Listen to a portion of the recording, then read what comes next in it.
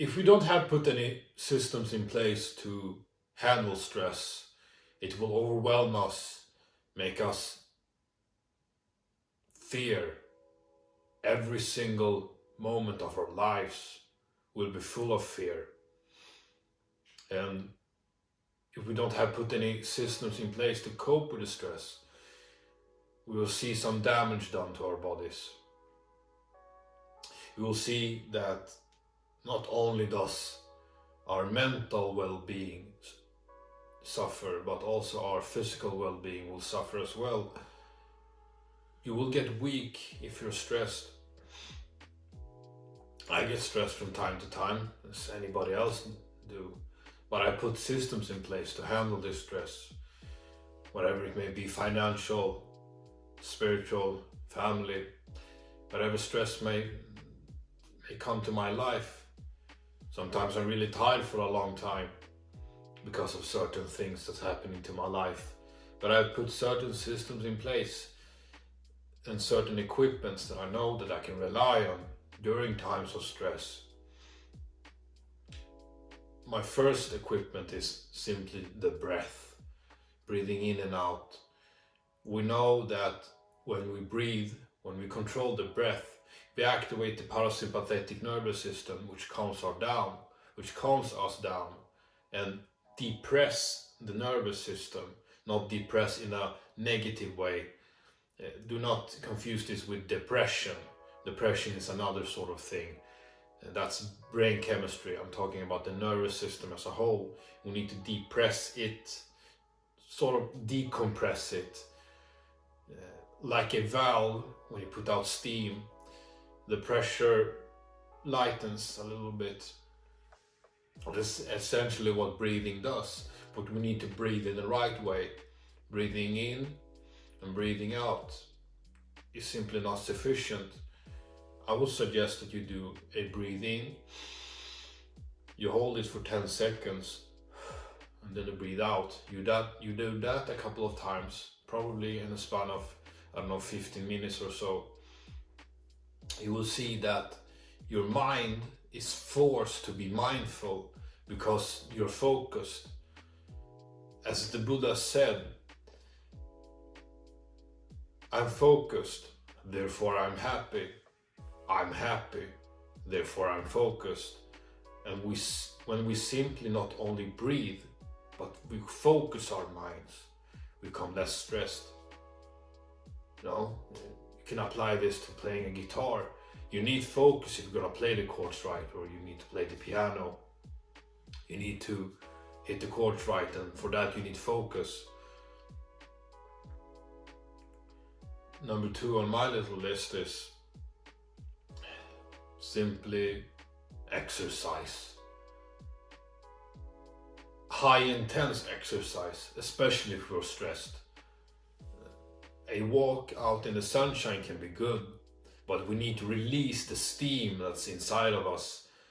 I suggest that you do high interval sort of exercise, perhaps getting your pulse up, go out for a run.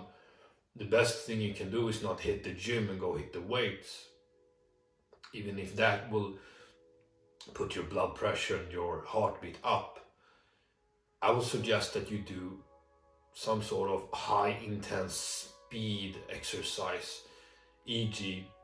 you go out for a run, you exert yourself to the maximum. Try to, if you can, measure your heartbeats and sprint for as fast as you can, and to the point that you feel your heartbeat pumping to its fullest capacity. That can also be achieved during a spinning class. That's what I love doing, spinning classes actually. It is, in some ways, brings the best out of me. It releases all these endorphins, but also dopamine. And when I get my heartbeat up on a certain level, reaching my fullest potential, my fullest physical potential, I start to feel a sense of strength. And this strength, I utilize it in all aspects of my life actually. And also the act of sweating out stuff, toxins, feels great. So do certain exercises that will make your heartbeat pump really.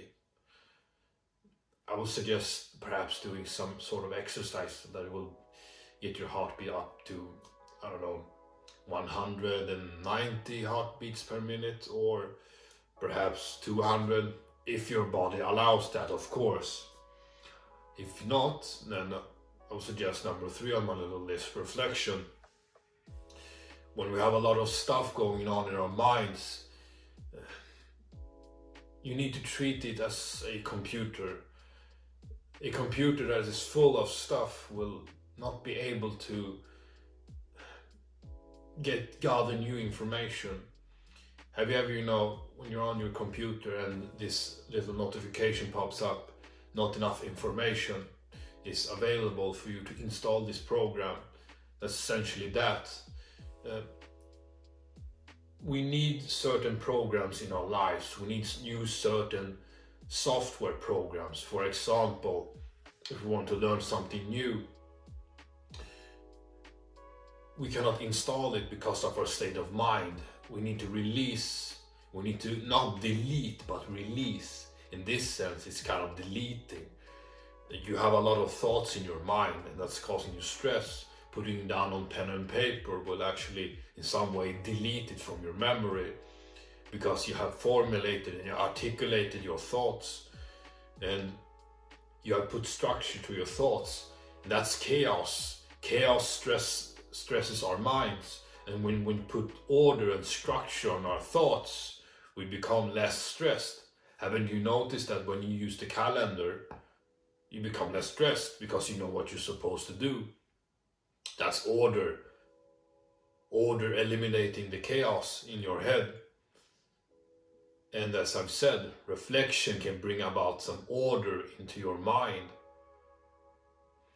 I would suggest not only doing reflection, but structured reflection, because simply venting out on a piece of paper can, I will not say do more harm than good, but it's counterproductive. It's not gonna harm you mentally. It's quite the opposite.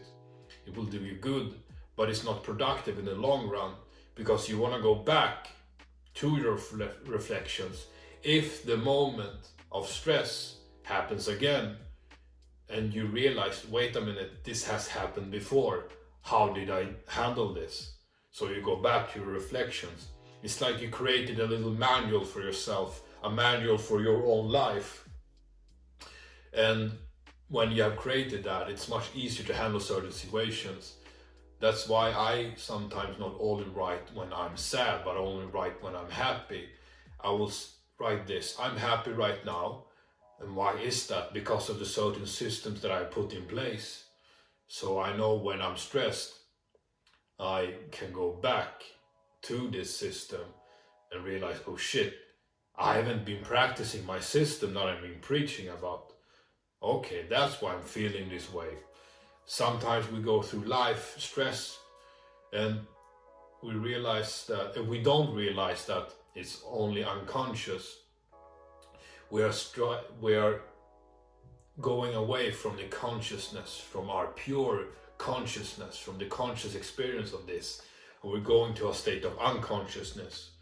That's why we suffer, because we're unconscious. And so how do we do structured reflection? First of all, ask a lot of questions, not only vent. I feel this way, I feel this way, I feel this way. I feel this way. Okay, why? Because of this. Okay, why is it because of this? Okay, how can I handle this? When you ask a question, you can formulate a solution. And finally, if you're being really stressed, seek a therapist. Easier said than done. If you don't have access to a therapist, well, what can you do about that? Formulate your thoughts in this format, what I'm doing right now. Back in the days I used to record myself a lot, but I will not publish those videos because these videos were very personal to me. and I'm not gonna be too personal since I'm gonna be a very public figure in the upcoming years. But that's what I used to do, and I wasn't actually looking into the camera as well. I was probably walking around doing other stuff, but I was just simply venting out and structuring my thoughts and articulating what I was feeling. That's something you can do as well. Hit the record button, put it on YouTube, but put it on private so you can go back, and it's quite good to have it on YouTube because it's stored in the cloud and you don't fear of losing it. So in some way, having a camera can be a sort of, you know, pen and paper reflection, but articulating your thoughts into verbal sounds can be quite effective as well. And we use different parts of the brain when we're writing versus when we're speaking, so we can get some new insights.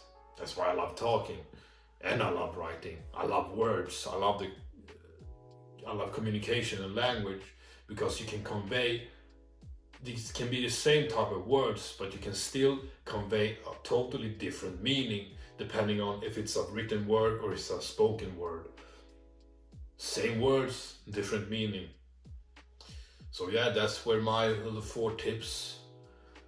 I hope you can implement this into your life in some way, and hope it can make you better. If you like this video, subscribe, hit the like button if you liked it, hit the dislike button if you disliked it, and hit the bell notification. I post a new video every single day. And yeah, stay great.